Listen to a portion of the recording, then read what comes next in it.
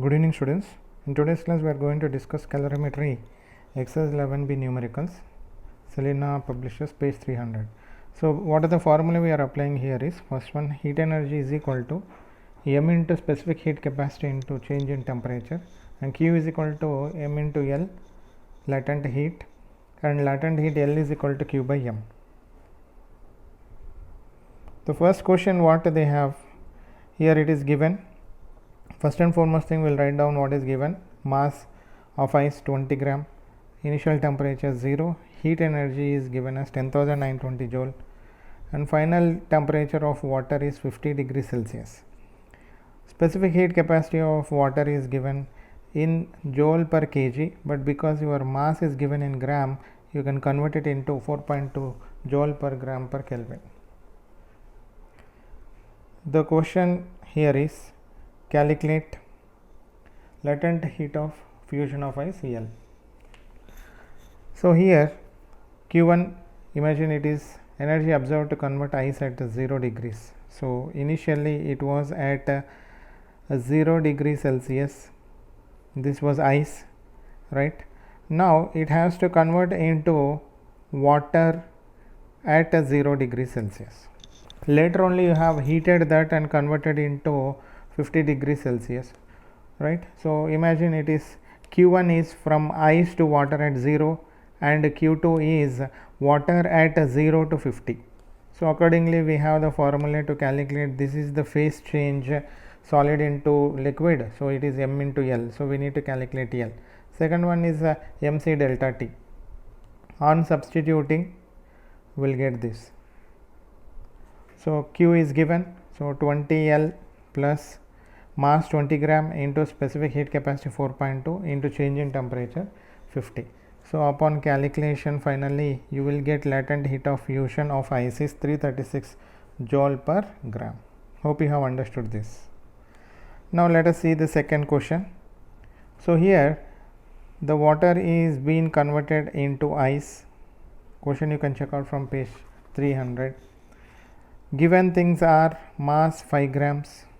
So T1 is 20 degrees, that is temperature of water, and T2 is 0 degrees, which is the temperature of ice. Specific heat capacity of water 4.2 joule per gram per Kelvin. Latent heat of ice 336 joule per gram. So this is given and they are asking to calculate how much heat energy is released. That means the Q you need to calculate, and we can also take it as Q1 plus Q2, similar to the previous question. Next, let us substitute this. So if you are taking Q is equal to Q1 plus Q2, so this is mc delta T plus m into L. So on substitution we get mass 5 gram into specific heat capacity of water 4.2, change in temperature 20 plus 5 into latent heat of fusion of ice is 336. So that is 420 plus 1680, and finally the amount of heat energy released is 2100 joule. Hope you have understood this, similar to the first question. Next, third one, they have mentioned that the molten metal is converted into solid upon freezing, right? And they mentioned the melting point is 800 degrees Celsius, the mass is 150 grams, heat energy 75,000 joule. Now in the question A, they are asking calculate the specific latent heat of metal. So L you need to calculate. You know the formula, Q is equal to m into L.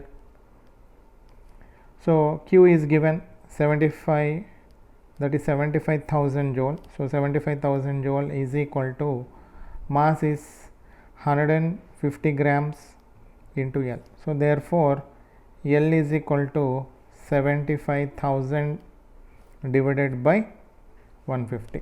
So we have 75,000 by 150. So finally you will get L value as 500. unit joule per gram. So this one is question A. Now in question B, they have mentioned C as 200 joule per kg per Kelvin.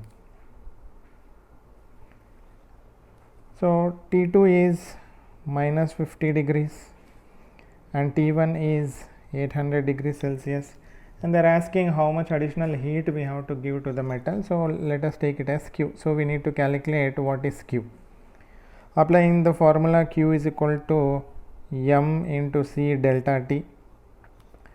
So now M here you have taken 150 gram into C is 200. So here into 10 to the power of minus 3 into 150 into minus 50 minus 800. So that is equal to 0.2 into 150, right, plus this whole thing is 850. So finally the answer is 25,500 joule. So Q is equal to 25,500. So you can calculate these values and find the answer. Next, question number 4. They have given a solid metal of mass 150 grams, right? So given solid metal is being converted into molten metal. So the melting point is given as 800, the mass of metal 150 grams, and they mentioned here providing the heat at the rate of, so power is given 100 watt, time is 4 minutes, converting into second you get 240 seconds. They are asking calculate L value, right? So in this question Q is equal to P into T, so power into time. Applying this formula, power 100 into time 240 seconds, you get Q is equal to 24 into 10 to the power of 3 joules, right? And then the formula for this mass into latent heat of fusion, so they have mentioned here as 24,000 joule here, right? So this one is 24,000, right, is equal to mass 150 gram, so 150 into L. So we need to calculate L. So therefore L is equal to 24,000 divided by 150. So you get 1.6 into 10 to the power of 5 joule per kg. Hope you have understood question number 4. Let us see question number 5. So here mass is given 100 gram.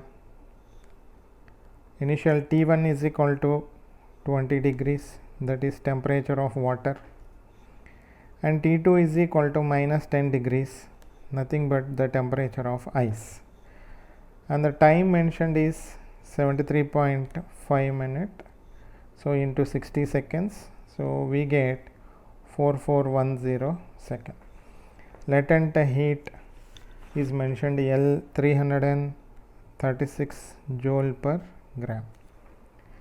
They also mentioned specific heat capacity, that is for water is 4.2 joule per gram per Kelvin, and for ice it is mentioned as 2.1 joule per gram per Kelvin.